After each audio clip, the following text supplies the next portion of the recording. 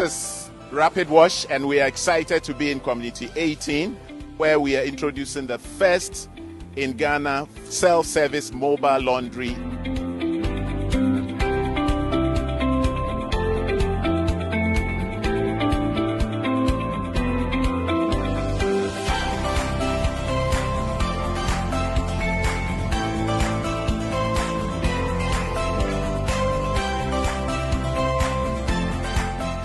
Today we are here to inaugurate and establish the laundry because we know that it brings convenience, affordability, and speed.